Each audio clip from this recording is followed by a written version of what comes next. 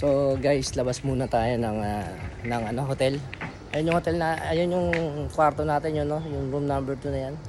So labas muna tayo kasi ito na yung last night natin. Time check tayo is 5:30 ng hapon, so mag-aalas 6 na.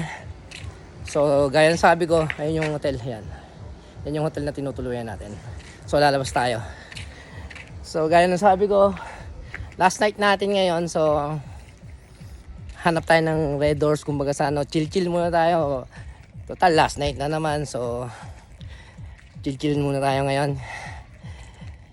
And bukas na umaga is mag-out na tayo, so hanap tayong Red Doors. So kumbaga sa tagay mo na. Dalawang Red Doors lang naman, pampatulog lang ba bago tayo umalis dyan sa hotel. So samahan nyo ako guys at hanap tayo ng